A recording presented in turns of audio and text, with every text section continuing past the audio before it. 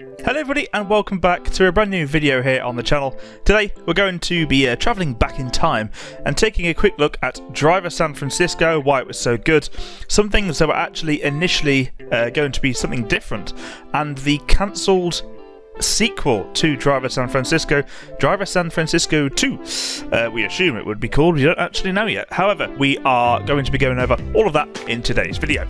If you do like what I'm doing around here, guys, and like these kind of videos, please hit that like button down below and subscribe if you are new for all the latest information on racing games coming up very soon. So let's get into today's video. In the background, guys, I do have some Driver San Francisco gameplay captured by myself doing some story mode over on the backwards compatibility items for the Xbox Series X, so hope you enjoy that as well. So let's get into the video. So before I start, guys, some of this information was taken from a recent interview from former Ubisoft Reflections game designer Andrew Willens, and this was actually featured over on the Traction.gg website. I will link that down in the description below. If you want to give that a read as well, I would highly recommend it. So after a 5-year hiatus from the first sequel, Driver 2, the series returned with Driver San Francisco in 2011. Seems like a long time ago today.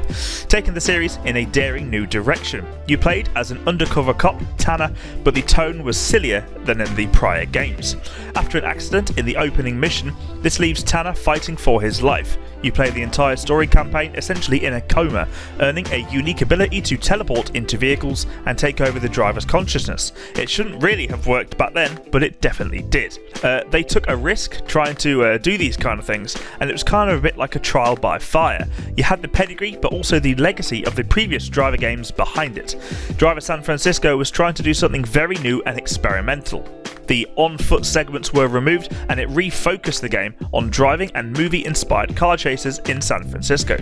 But the team needed an alternate way to switch between the vehicles. The solution was the unique shift mechanic, which went through several different concepts.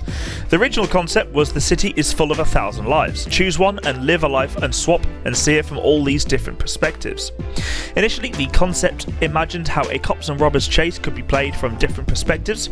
How does someone in a getaway mission drive differently to a pursuit cop?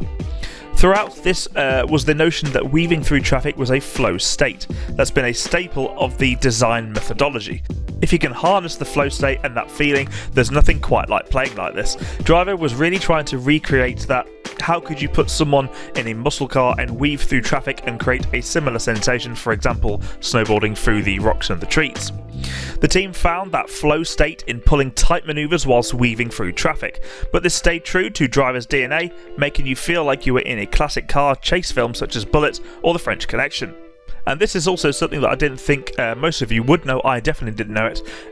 The shift mechanic, to where you swap vehicles, was initially going to be called Zap. And according to the developer, the shift mechanic was introduced early in development, and it was originally called Zap, which he actually admits was a terrible name. Shift was definitely the better option for that. It brought to mind what you were trying to do, which was instantly zap into someone's car. They did many prototypes of that mechanic, and Shift was obviously the final result. The first iteration was on a face button. You would be weaving through cars and you would randomly see X, Y, A and B buttons appear over traffic, and then you would just tap that button and immediately jump into the car, but that didn't feel right. They did a prototype where your consciousness got fired out of your brain like a missile, and you controlled it and then hit the driver of another vehicle, like you were controlling a guided missile and teleporting into the consciousness of another driver and suddenly taking over the wheel. Ultimately, they settled on the shift mechanic because that gave the Google Maps style approach that they wanted. You needed to pause things a bit so that the traffic needed to slow down to 50%, so you could grab a breath and tactically go to yourself, what do I want to use? Shift opened up tactical opportunities never seen in a driving game before, and if you were trying to get a getaway car clear of the police, you could grab a forklift truck in the distance, shift into the driver's seat and position yourself so when you got behind the wheel again, you could collide head on with the cop car and buy more time for the getaway driver. All of that came from these flow state mechanics and how do we do something different that people haven't seen yet. But at the same time, they're trying to deliver what Reflections was known for, which was the developer, which was the muscle car handling. So into the main section, guys, Driver San Francisco's cancelled sequel. Despite its innovation and strong critic reviews, Driver San Francisco never really got the recognition it deserved. When it launched, they got some really good critical reviews, they just didn't get the sales, and I think there were high hopes for what numbers they would shift. As for why it didn't sell, they're uncertain, but it does recall possible discussions about its US marketing not really landing right, or the fact it might have been just too crazy for some people. The concept of Driver San Francisco was risky, but its shift mechanic made it stand out. We still have fond memories of this game, obviously, I'm sure you all do. I still play it from time to time now, and people used to joke about it, referred to it as Life on Cars, obviously a reference to the Life on Mars show. But that idea of body transferring was so out there that maybe it was too much innovation in one product, who knows. It was a huge product, and it's a game that everyone that worked on was extremely proud of. People were wondering why they didn't get a chance to do another one. Well, they did. Driver San Francisco is backwards compatible on the Xbox One and Series X, hence why I'm playing it now. And if you have a physical Xbox 360 disc, that is. However, it has been delisted from all digital stores a while ago, and the multiplayer servers were shut down in 2022.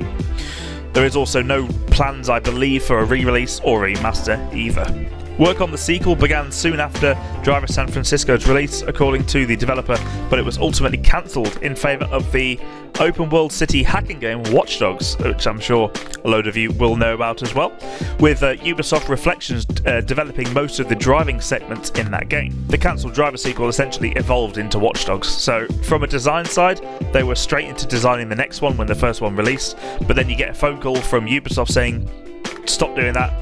There's a new thing coming along, we want you to get involved in Watch Dogs.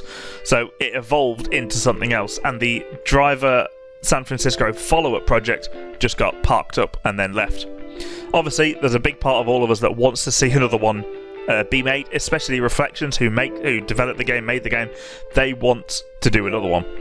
Even though the series has been dormant since 2011, Driver still has a rabid fan base, including myself, desperate for a sequel. It's unclear whether we'll ever see a new Driver game that builds on the legacy of Driver San Francisco, but with Ubisoft teasing that it's actively working on an exciting Driver franchise project last year, there is definitely hope, and I for one hope that they definitely do give it a shot. What do you think, guys? Let me know down there in the comments below. What are your memories of Driver San Francisco? Do you still play it? Do you still enjoy it? Let me know down there in the comments below. So anyway, guys, that is it for me in today's video. If you did enjoy it, please like, comment and subscribe. Comment down below what videos you'd like to see next, and I'll see you over in my next video, guys. Thank you for watching. Bye bye.